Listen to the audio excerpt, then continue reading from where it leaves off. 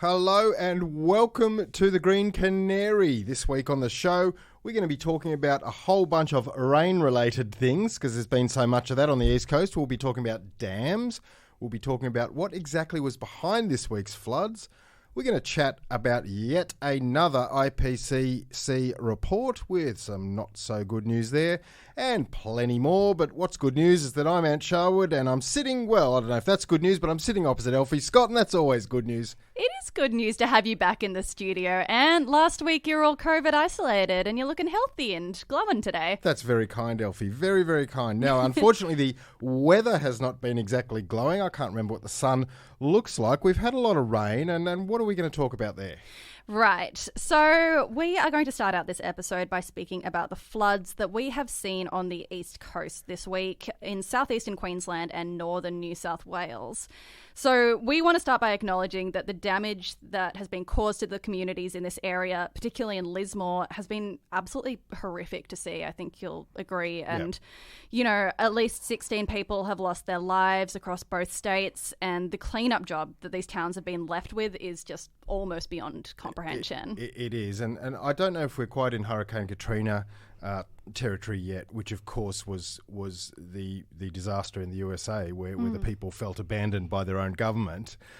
So I don't want to blame the state or the feds, but suffice to say, seems like we've all seen a lot of footage of locals doing it themselves, cleaning up themselves, doing everything themselves. So it's been a terrible, terrible situation. And I guess what we need to speak about now with respect to all those people is what's going on. What's going on with the weather? Why are we having what are often described as 1 in 1,000 or 1 in 100-year flood events every second year, it seems? Yeah, seems like that's a bit of a defunct statement to make about a flood right now. It is. And, you know, people need to understand that is just a statistical measure. That is a thing that's in planning documents. It's just a scheme by which we assess the likelihood of that. And a lot of these documents are sort of almost etched in stone. They haven't been updated for the last 10 years. So it is technically a 1 in 100-year event if you're looking at the thing in front of you. But as we know, they're happening far, far more often than that. And that brings us to the subject of this conversation. What's causing the floods? Unquestionably, the paw prints of climate change are all over them. Now, I wrote a really even-handed, measured, sober piece, I thought, for the weather site Weather Zone this week, where I interviewed meteorologists and we identified 4 types of weather that are behind these floods. So let's be really clear. Let's invoke the Dorothea McKellar defence that the Conservatives and others always invoke. And McKellar, of course, wrote My Country, the poem with I love a sunburnt country, da-da-da-da-da, of droughts and flooding rains. So they say it's there. It's there. It's always been here. It's always been. Yeah, it's there right. in our national storytelling. And it is. Of course it is. We have always had droughts and flooding rains, but they're getting worse. They are absolutely getting worse. So, look, there were 4 types of weather. There were a bunch of troughs. There was a cool upper air disturbance, the weather systems were slow, and we had the La Nina underlying influence. So we sort of had 4 pieces of weather combining to make this an extreme, severe weather event. But quite simply, climate change, as the atmosphere and the oceans warm, fill both of those things, fill the atmosphere with more moisture. It makes events like this firstly more likely to happen in an extreme way, and secondly more extreme when they do happen. It is unquestionable that climate change fueled this event. Now, I think you spoke to someone at the Climate Council, didn't you, and came up with a version of that thesis as well. Yeah, absolutely. So I spoke to a researcher at the Climate Council earlier this week, and we were talking about the floods and this, as you say, the confluence of weather events that led to it. But you know, I think a point that I made to him was that whenever I've spoken to scientists in the past about these sort of events, there's been a certain amount of hesitancy from researchers to point to any one event and say definitively this was caused by climate change. And I guess I understand that to some extent because, you know, science takes a long time and it can be difficult to try and pinpoint those things. But I think that sort of reticence has shifted in the past couple of years, and now more than ever, climate scientists are willing to look at these events and say, you know, maybe there are several factors involved, but what we are seeing here is something that is absolutely undeniably through the framework of climate change. And this is being caused, at least in part, by global warming. That's right. At least in part is a really nice way to say that. But having written what I, as I said, thought was a reasonably measured piece, you know, if I was to reduce that to a yes or a no, is climate change the culprit here? Yes, because I believe even if we'd still have had this event, we wouldn't have had so many like it with such severity in recent times. End of story. Yeah, totally. Okay, so now moving on to another rain-related story. This is one that you brought across my table earlier this week that I actually just hadn't read about before, and I know very little about it still, to be honest. I've read a couple of news reports, but what are you going to do? Basically, we are talking about the Warragamba Dam here, and we're talking about the argument to raise the wall. I feel like it should be like hashtag raise the wall at this point. Like, I would like you, Ant, to sort of maybe draw this up for our listeners. Tell us the two sides that are opposing here. Who's against it? Who's for it? What do we know about this? Okay, the Warragamba Dam is Sydney's largest water storage. For those of you who are listening to us from Melbourne, it's the same as your Thompson Dam. It's like the Wivenhoe in Brisbane. It's easily Sydney's largest water storage. I can't believe you can just name dams off the top of your head. I think I've walked the entire catchment of the Thompson Dam in the ranges northeast of Melbourne there. But you know, Warragamba is, they say, not high enough. Below Warragamba Dam, it flows into the Hawkesbury Nepean, and something like 60,000 flood-prone residents live there in western parts of Sydney. Now, when the dam spills, there is always the call to raise a dam. Usually that call comes from Stuart Ayres. He's a New South Wales state government minister. He's the Minister for Western Sydney. His electorate is out there. And it's very, very popular to be able to tell local residents that we're not going to flood your land anymore. We're going to do what we can to save you. Here's the problem. When you raise a dam wall, bear in mind that the river that flows through Warragamba Dam is just one river in a vast catchment. So Sure. it accounts for considerably less than half the water. You can have a major flood in the Hawkesbury Nepean without a single drop coming over Warragamba Dam. Oh, that's a interesting. lot of other Okay. rivers flowing into it. Secondly, you could make that dam wall 100 metres high, 1,000 metres high, and you would. There are still some homes going to be inundated in any flood. So you're reducing the number from something like 60,000 to 10,000. It's significant, but it is, look, long story short, Elfy, it's not the be-all and end-all solution. Got it. And also, third thing, there's a thing called the levee paradox. It happens around the world. When you build a dam wall higher or a flood levee, you tend to get more development in the flood-prone areas because people get a false sense of security. There are plans afoot to develop more in these areas. So it seems sensible to maybe put a pause on those plans. But to me, one of the most important things is that when you raise a dam wall, you inundate a much larger area behind the dam. Now, I spoke this week to Harry Burkitt. Harry works for the Colong Foundation for Wilderness. They're a Blue Mountains-based organisation, and he also is a spokesperson for Give a Dam. That's GIVEADAM. And Give a Dam is vehemently opposed to raising the Warragamba Wall. Had a chat to Harry, and here's what he told me about why that's a bad idea from an environmental perspective. The reality is we have UNESCO World Heritage Committee, the advisors to the World Heritage Committee, already saying that this project is actually in contravention to the World Heritage Convention that we signed up to in the 1970s. This project would mean potential in danger listing of the Blue Mountains. There are a whole suite of threatened species, plant and animal, that live upstream in the impact area from raising Warragamba Dam wall. Not to mention the Indigenous sites that exist up there. The fact is, this place is World Heritage for a reason, and we can't just go about unilaterally destroying it. It's there to be preserved for the whole of humanity. It's not there to be preserved at the whim of a minister who has interest in downstream floodplain development. That is I don't necessarily mean pecuniary interest, but does have, interest in expanding the urban footprint in the floodplain downstream.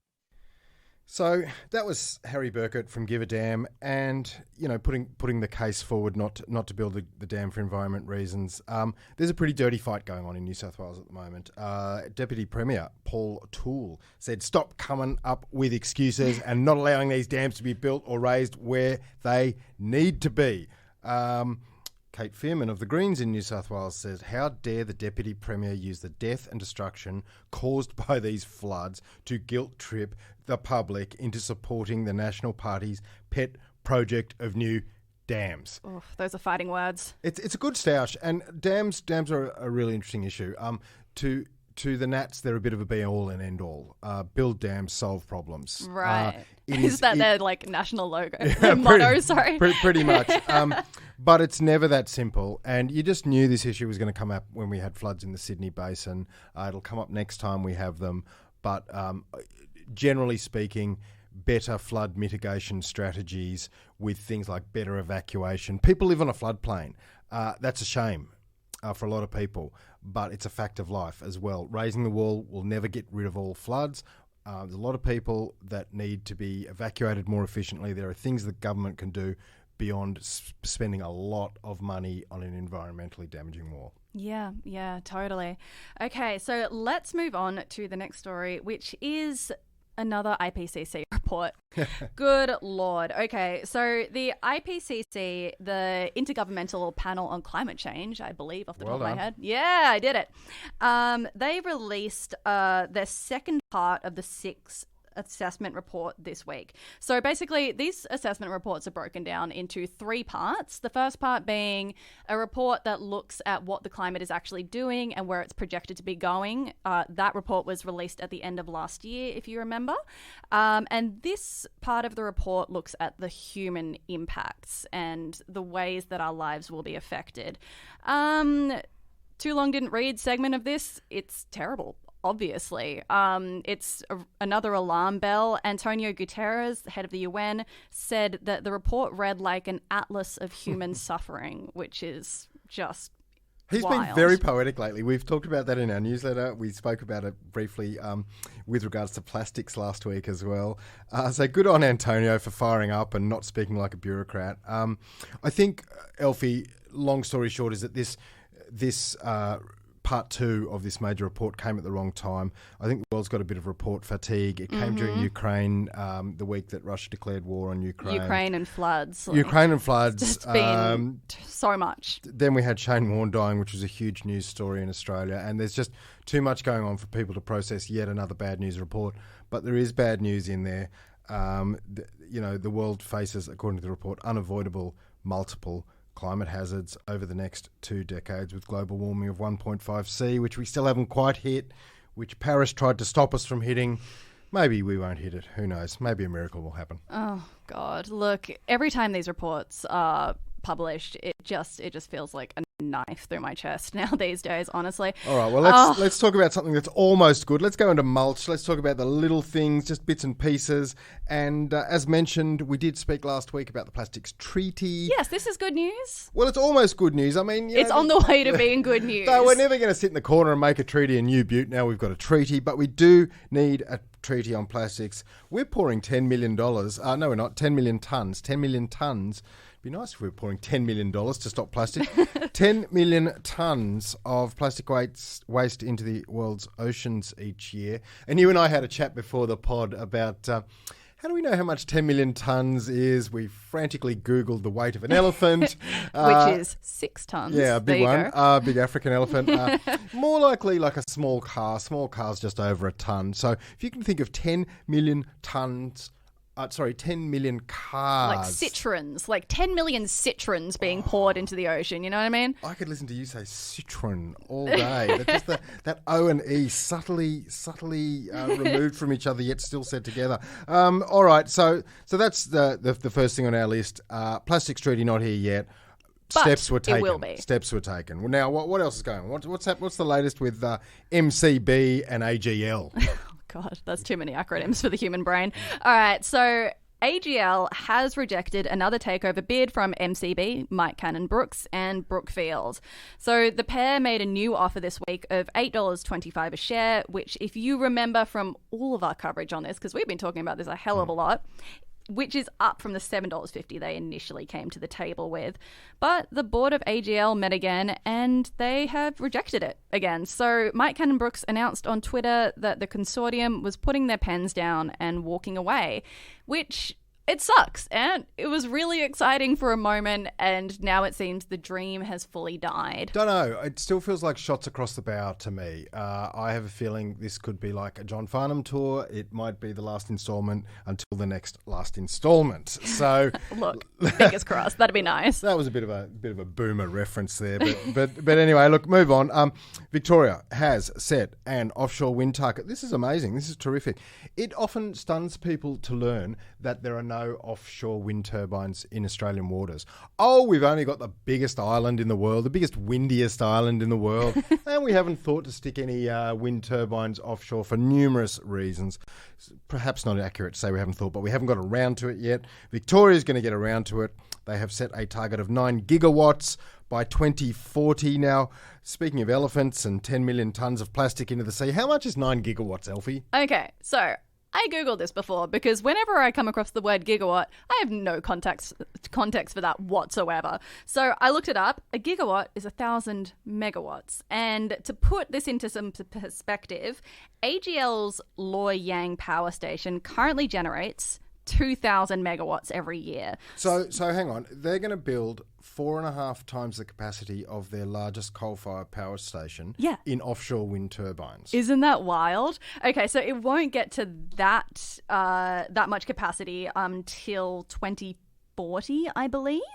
But, you know, they will be building on this, and they do expect that by 2028, the first offshore wind energy will be produced in Victoria. Bring it on. That is absolutely terrific news and can't come quick enough. Yeah.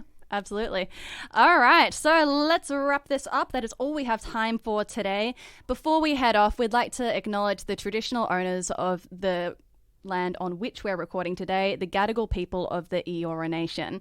We'd like to pay our respects to elders past, present and emerging, as well as extend that respect to any Aboriginal and Torres Strait Islander people here today. Very well said, Elfy. And I would like to say hello to all our new followers on Twitter. We have another new 100 or so followers this week. Oh, do we? So all listening to the pod. Yeah, good on them. So g'day to you all. And please keep chatting to us on Twitter like we've been doing this week. Talk to us on Instagram at Green Canary Media. That Twitter handle, by the way, was at Green Canary Pod. And I'm told by our social media in-house expert, that would be you, Elfy. That is me. Yeah, it's literally just me. Yeah, that if you are on your phone, you should take a screenshot listening to us. Is that what you should do? You should go, hey, I'm listening to the Green Canary pod. Yeah, it's the best way to get our name out there if you're enjoying what we're putting down. So take a screenshot, tag us, and post it on Twitter or Instagram so we know you're out there. Do everything that Elfy says all the time. That is my life motto because she's a lot smarter than me. And on that note, we'll see you next week. It's very kind, Aunt. Bye!